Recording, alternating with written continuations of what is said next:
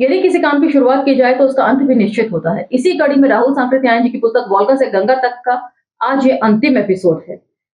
इसकी 20वीं और अंतिम कहानी सुमेर के पिछले एपिसोड में हमने जाना कि राहुल सांकृत्यायन गांधी की नीतियों से लगातार असहमत होते हुए इस बात को कहते हैं कि गांधी का करखा और चरखा जो है वो शोषण के सबसे बड़े हथियार हैं।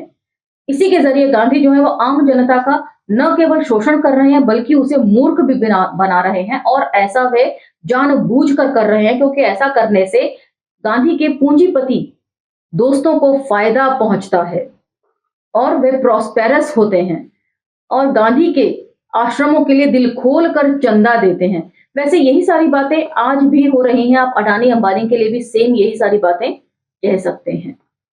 उसके बाद वे साम्यवाद भारत के लिए क्यों जरूरी है इसको साबित करने की भरसक प्रयास करते हैं, जब वे कहते हैं कि साम्यवाद इसलिए जरूरी है क्योंकि ये राजा और आम प्रजा के बीच में जो वेतन का अनुपात है उसको बहुत कम कर देता है। किस तरीके से औपनिवेशिक भारत में एक मंत्री कितना ज्यादा कमाता है और एक मजदूर सिर्फ हैंड टू माउथ बनकर रह जाता है, वहीं पर एक साम्यवादी देश में मजदूर जो है वो अच्छी सैलरी कमाता है और अपने जो परिवार है उसका भरण पोषण बहुत अच्छी तरीके से कर सकता है। इसीलिए वे ये बात कहते हैं कि हमें इस लड़ाई में शामिल होना बहुत जरूरी है ताकि फांसीवादी ताकतों को हराया जा सके और साम्यवादी ताकतों को विजयी बनाया जा सके। एपिसोड हमने यही खत्म किया था और उसे वहीं से पिक करेंगे, तो चलिए मेरे साथ। जय भीम, मैं शालिनी और आप देख रहे हैं अंबेडकर नामा। दो एक लाइन पीछे से ले रही हूं ताकि कंटिन्यूटी बनी रहे। इसीलिए मैं कहता हूं, हिंदुस्तान में नौकरी करने वाले स्वार्थी, कायर, दूर तक देखने में असमर्थ इन अंग्रेजों से हम कोई आशा नहीं कर सकते। हम इनके लिए ये लड़ाई को लड़ने और जीतने नहीं जा रहे हैं। हम मर रहे हैं उस दुनिया के लिए जो इस पृथ्वी के छठे हिस्से पर है और जिसको फासिस्ट खत्म करने जा रहे हैं। हम उस आने वाली दुनिया के लिए मरने जा रहे हैं जिसमें कि मानवता स्वतंत्र और समृद्ध होगी। ये बिल्कुल आरएसएस की लैंग्वेज है कि हम अंग्रेजों का सहयोग नहीं कर रहे हैं, बल्कि हम तो चाहते हैं कि फांसीवादी ताकतें हार जाएं।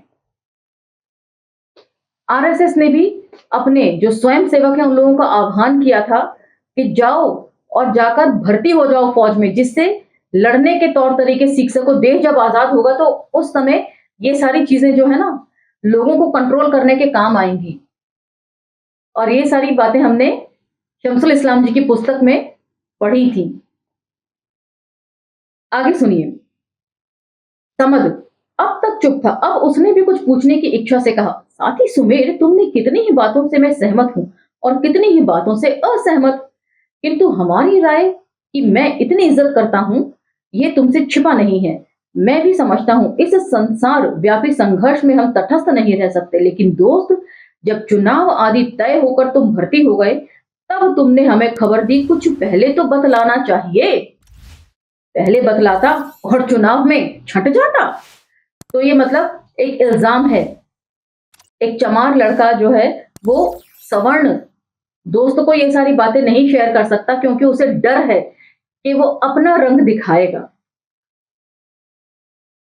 इसीलिए भर्ती के बाद 24 घंटे की उड़ान करके मैंने मित्रों से कहा, अब कहने में कोई हर्ज नहीं है क्योंकि परसों ही मैं जा रहा हूं अंबाला उड़ंतु स्कूल में। और मां को खबर दे दी। मां के लिए जैसा पटना वैसा ही अंबाला। जब तक मैं खोलकर साफ ना लिखूं कि मैं लड़ाई में मृत्यु के मुंह में जा रहा हूं, बल्कि उसके लिए एक सा ही है। खोलकर लिखने का मतलब है सदा के लिए उसकी नींद को हराम कर देना।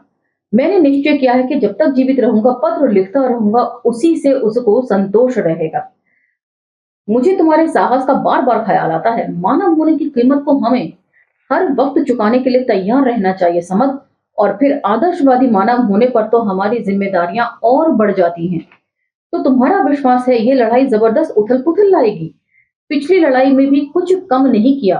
सोवियत रूस का अस्तित्व दुनिया के छठे हिस्से पर समानता का राज्य एक कम चीज नहीं है, किंतु इस लड़ाई के साथ जो परिवर्तन उपस्थित होगा वह नई धरती नए आसमान को लाएगा दोस्त। जिधर सोवियत राष्ट्र है, जिधर लाल सेना है, जिधर की विजय के लिए आज चीन, इंग्लैंड, अमेरिका की जनता सर्वस्व की बाजी लगाकर लड़ रही है, उस पक्ष की जीत में मुझे जरा भी संदेह नहीं है। समत और रूप किशोर की इधर पाकिस्तान को लेकर बहस चल रही थी। आज रूप किशोर ने फिर उसी सवाल को छेड़ दिया। गांधीवादी स्वराज्य हो या साम्यवादी, इसमें हमारा और तुम्हारा मित्र सुमेर मतभेद हो सकता है, किंतु स्वराज भारत के लिए होगा, इसमें तो संदेह नहीं। भारत भी एक निराकार शब्द है रूप बापू, जिसके नाम पर बहुत सी भूल भुलैयों में डाला जा सकता है। स्वराज्य भारतीयों के लिए चाहिए, जिसमें भारतीय अपने भाग्य का आप निर्णय करें, और उसमें भी आसमान से टपका स्वराज्य जल्द बड़े आदमियों तक ही सीमित नहीं होना चाहिए। रूप खैर वैसे भी ले लीजिए, किंतु स्वराज्य में जीवित भारत को टुकड़े टुकड़े तो खंडित नहीं होने देना चाहिए। तो मतलब यहाँ अखंड भारत की बात हो रही है। सुमेर, तुम फिर भूल भुलैया के शब्द को इस्तेमाल कर रहे हो। भारत को खंडित और अखंड रहना उसके निवासियों पर निर्भर है। मौर्यों के समय हिंदू कुश से परे आमू दरिया भारत की सीमा थी, और भाषा, रीति रिवाज, इतिहास की दृष्टि से अफगान जाति with in bracket Pathan Bharat के अंतर्गत है। 10वीं सदी तक काबुल राज्य हिंदू राज्य रहा। इस तरह हिंदुस्तान की सीमा हिंदू कुश है। क्या अखंड हिंदुस्तान वाले हिंदू कुश तक दावा करने के लिए तैयार हैं? यही बात आज भी लागू होती है। अखंड भारत की जो बात करते हैं, क्या वो हिंदू कुश तक जाने की हिम्मत रख सकते हैं? यदि अफगानों की इच्छा के विरुद्ध नहीं कहो तो सिंधु के पश्चिम बसने वाले सरहदी अफगानों विद इन ब्रैकेट पठानों को भी उनकी इच्छा के विरुद्ध अखंड हिंदुस्तान में नहीं रखा जा सकता। फिर वही बात सिंधु, पंजाब, कश्मीर, पूर्वी बंगाल में क्यों नहीं लेनी चाहिए? रूप, अर्थात उन्हें भारत से निकाल देना चाहिए।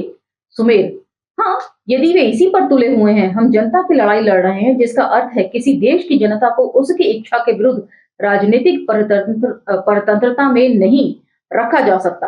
पाकिस्तान का फैसला हिंदुओं को नहीं करना है, उसके निर्णायक है मुस्लिम बहुमत प्रांतों की जनता। यदि हम भारत में जनता का नहीं, शोषकों का शासन कायम करना चाहते हैं, तो पाकिस्तान होकर रहेगा। यदि दिमागी और शारीरिक श्रम करने वाली जनता का शासन कायम करना चाहते हैं, तो भारत अनेक स्वतंत्र जातियों का एक अखंड देश रहेगा। तो मतलब कई सारी चीजें एक साथ कह रहे हैं और आपस में चीजों को मिक्स कर रहे हैं। एक तरफ तो ये बात कह रहे हैं कि यदि हम भारत के टुकड़े करते हैं, उसको खंडित करते हैं, पाकिस्तान बनने देते हैं, तो यहां पर जो है वो हिंदुओं की सरकार आएगी, जो कि शोषण करेगी, वो जनता के लिए अच्छा नहीं होगा। और यदि हम जनता की सरकार लाना चाहते हैं, तो पाकिस्तान और भारत के बनने का कोई सवाल ही पैदा नहीं होता। तो यहां पर ये डॉक्टर अंबेडकर के विचारों को ही सीधे तौर पर रख रहे हैं।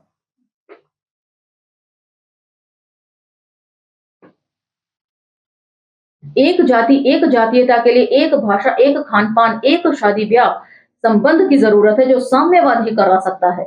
इस पर भी भाषाओं के ख्याल से हमें 80 से ऊपर स्वतंत्र जातियां माननी पड़ेंगी।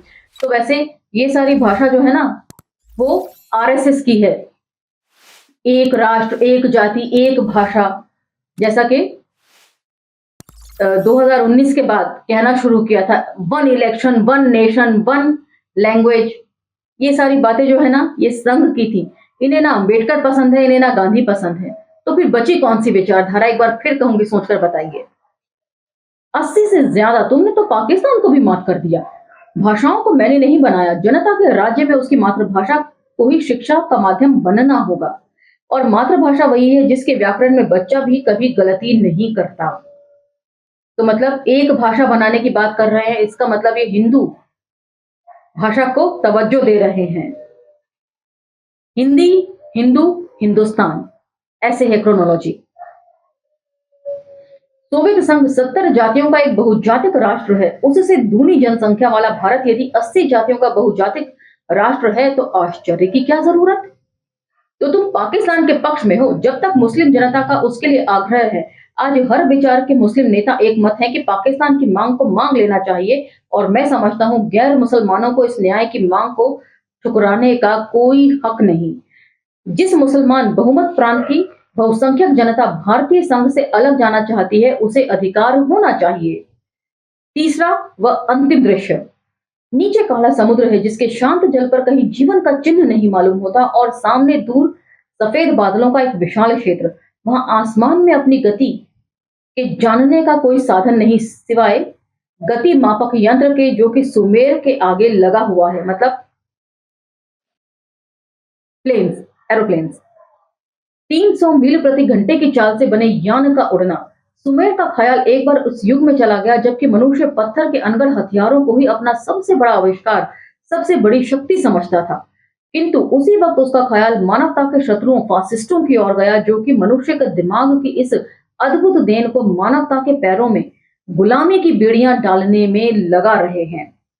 सुमेर का बदन सिहर गया जब ख्याल आया कि जापानी फासिस्ट भारत के पड़ोसी बर्मा में आ गए हैं। उस वक्त उनकी नजरों के सामने कदम कुआं के वह घर और उसमें रहने वाली वे स्त्रियां एक एक कर आने लगी, जिनमें उनकी प्रिया भी हैं। दूसरी भी कितनी ही हैं जिन्होंने उस अछूत मां के मेधावी आदर्शवादी लड़के को बेटा और भाई के तौर पर ग्रहण किया। फासिस्टों के लिए अपार घृणा से उनका दिल खौलने लगा। उसी वक्त उसे सामने 3 सूर्य वाले विमान उड़ते दिख पड़े। सुमेर ने अपने मशीन गनर को फोन से कहा और 2 मिनट में फासिस्ट विमानों के बीच में पहुंच गया। बात करने में देर लगती है, लिखने में तो और भी, किंतु पता नहीं लगा सुमेर के गनर शरीफ ने किस तरह अपनी मशीन गन को ट्र ट्र ट्र किया और किस तरह सुमेर ने अपने विमान को ठीक जगह पर पहुंचाया और किस तरह 10 मिनट के भीतर ही तीनों फासिस्ट विमान परकटी चील की भांति समुद्र में गिरे। सुमेर को अपना जौहर दिखलाने का ये पहला मौका था, किंतु इस सफलता पर उसे बहुत संतोष हुआ। उसने विमान के लौटते वक्त शरीफ से कहा, शुरू भाई, हमने अपनी कीमत अदा कर ली। हम में से हर एक यदि 3-3 फासिस्टों को खत्म करे तो कितना अच्छा होगा। मेरा मन भी अब बड़ा हल्का महसूस होता है। अब मरना मुफ्त नहीं कहा जाएगा। अब हम जितने दिन जिएंगे जापानी फासिस्टों को मार मार कर नफे पर नफे कमाते रहेंगे। सुमेर 200 दिन तक जिया। उसने 100 जापानी विमानों को नष्ट किया। अंतिम दिन बंगाल की खाड़ी में उसे काम मिला। अंडमान के पश्चिमी जापानी जंगी बेड़ा जा रहा था। सुमेर ने 40,000 टन का एक जंगी महापोत देखा। बेड़े के आसपास रक्षक विमान उड़ा रहे थे, किंतु दूर बादलों में से झांकती सुमेर की आंखों को उन्होंने नहीं देखा। सुमेर ने अपने गनर को टारपीडो तैयार रखने की आज्ञा दी। बादल वहां से बेड़े के ऊपर तक चला गया था। सुमेर ने पूरी गति से अपने विमान को चलाया। दुश्मन के विमानों को पता नहीं लग सका कि कब कोई विमान जंगी पोत के ऊपर पहुंचा, कब भारतीय विमान वाहक ने टारपीडो के लिए अपने विमान को महापोत पर झोंक दिया। सुमेर और उसके गनर का पता नहीं लगा, किंतु अपने साथ ही वे उस जंगी महापोत को भी लेते गए। तो इसी के साथ ये पुस्तक समाप्त होती है। लेकिन मेरा एक प्रश्न था जो मैंने इस कहानी के शुरू में ही पूछा था, और वो था भदंत कौशलयायन जी की टिप्पणी को लेकर। जैसा कि भदंत कौशलयायन जी ने लिखा है कि बाबा नूरदीन से लेकर सुमेर तक 6 कहानियां और हैं जिनका समय है 10वीं सदी से 20वीं सदी तक। उन सब कहानियों के पीछे भी ऐतिहासिक प्रामाणिकता है, लगभग वैसी ही जैसी इन कहानियों के पीछे, लेकिन उन पर देखता हूं किसी को कुछ विशेष आपत्ति नहीं। शायद इसलिए कि वे सर्व अपेक्षाकृत वर्तमान काल से संबंध रखती हैं और हम ठहरे अतीत के पुजारी। तो यहाँ पर उन्होंने कहीं भी इस बात को लेकर सवाल नहीं उठाया कि डॉक्टर अंबेडकर को लेकर इस तरह का द्वेष राहुल सांकृत्यायन ने अपनी इस कहानी में क्यों लिखा है। तो इसका क्या मैं ये मतलब निकाल लूं कि भदंत कौशलयायन जी भी डॉक्टर अंबेडकर को लेकर यही सारी विचारधारा रखते थे? सोच समझकर मुझे कमेंट सेक्शन में जवाब दीजिएगा। इसी के साथ मुझे आज्ञा दीजिए। वीडियो यदि पसंद आए तो इसे लाइक शेयर सब्सक्राइब भी कीजिएगा। असहमतियों का भी स्वागत है। कुछ दिन का समय लूंगी, अन्य पुस्तक के पाठन के बाद आप लोगों के सामने फिर हाजिर हो जाऊंगी इसी मंच पर। तब तक मुझे आज्ञा दीजिए। जय भीम, धन्यवाद।